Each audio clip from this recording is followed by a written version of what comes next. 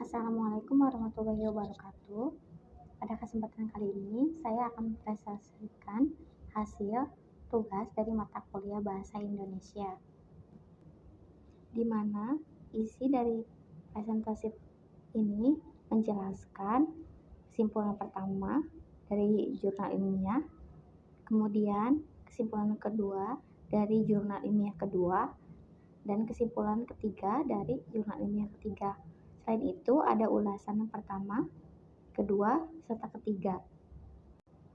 Baik, untuk kesimpulan pertama yang berjudul Tantangan Kompetensi SDM dalam Menghadapi Era Digital, di mana era digital membawa dampak besar pada dunia kerja termasuk pada tuntutan kompetensi SDM yang semakin tinggi. Kompetensi tradisional seperti kemampuan berkomunikasi, bekerja sama, dan mengambil keputusan masih penting.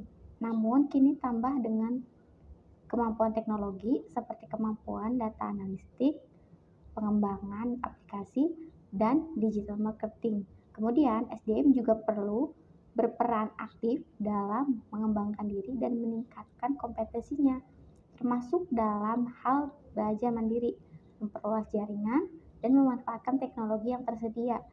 Selain itu, tantangan dalam menghadapi era digital tidak hanya terkait dengan kompetensi teknologi, tetapi juga melibatkan aspek kemanusiaan dan soft skill seperti etika kerja, kepekaan sosial, dan kemampuan beradaptasi.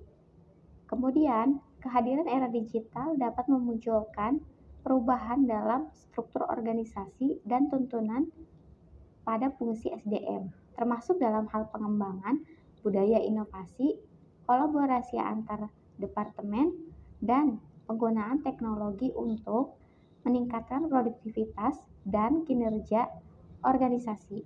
Dan yang terakhir, dalam kesimpulannya, era digital merupakan era yang membawa banyak tantangan namun juga membuka peluang bagi organisasi dan SDM untuk berkembang.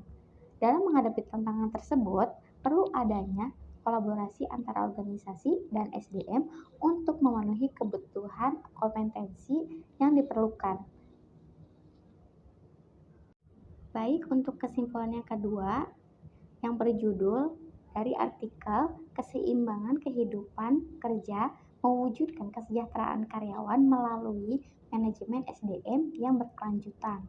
Nah, penelitian ini menegaskan bahwa kesejahteraan karyawan dapat melalui implementasi manajemen SDM yang berkelanjutan dengan fokus pada pengembangan karir, manajemen beban kerja, dan pembentukan budaya organisasi yang mendukung manajemen SDM mampu menciptakan lingkungan kerja yang optimal.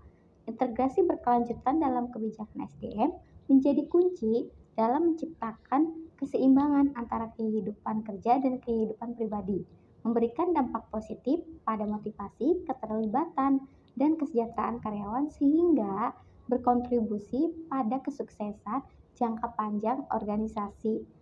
Kemudian, untuk kesimpulan artikel yang ketiga yaitu berjudul Pelatihan dan Pengembangan SDM dalam Perspektif Ilmu Manajemen, di mana PPSDM merupakan segala aktivitas bersifat jangka panjang yang direncanakan, diimplementasikan, dievaluasi, serta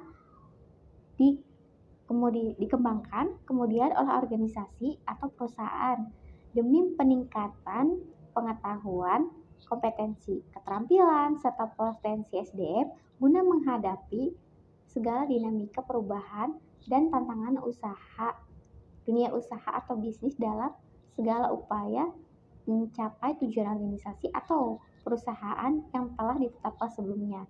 Pemberdayaan segala fungsi dari manajemen kemudian dilaksanakan sebagai bentuk upaya dari pihak manajemen organisasi atau perusahaan untuk meningkatkan mutu atau kualitas serta kompetensi SDM yang dimiliki, yang kemudian akan menciptakan SDM yang mampu memberikan kontribusi positif secara efisien dan efektif pada proses pencapaian tujuan dari organisasi atau perusahaan. Baik, untuk selanjutnya kita akan menjelaskan ulasan dari ketiga artikel jurnal tersebut.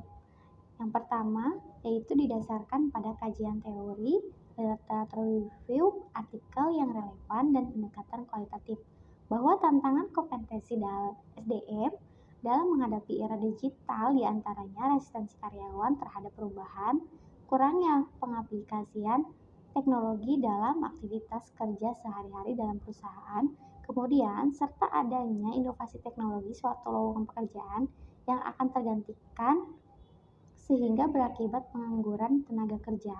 Menjawab tantangan tersebut, strategi yang dilakukan oleh perusahaan diantaranya perencanaan dan implementasi teknologi digital, kepemimpinan dan budaya organisasi yang mendukung, kemudian keterampilan teknologi, adanya memanfaatkan peran, serta pemerintah dari institusi pendidikan.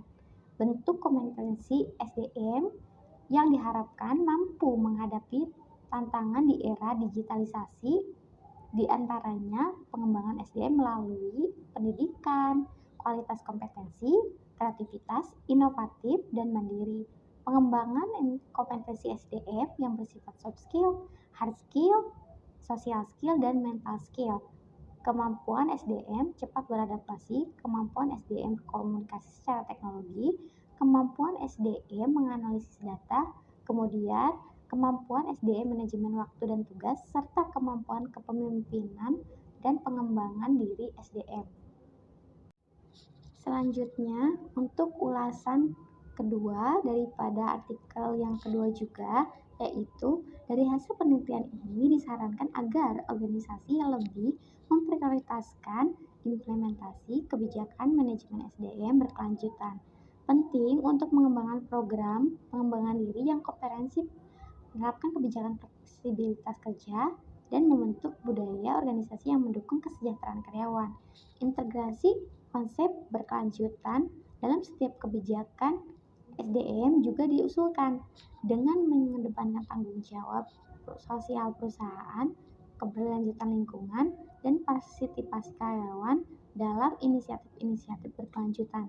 Dengan demikian, organisasi dapat menciptakan lingkungan kerja yang lebih seimbang, produktif, dan berkelanjutan.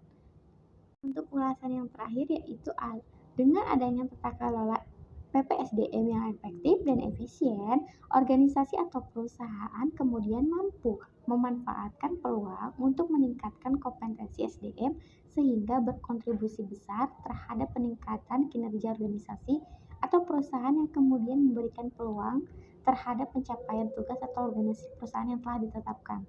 Baik, sekian yang bisa saya sampaikan. Mohon maaf bila ada kesalahan. Wassalamualaikum warahmatullahi wabarakatuh.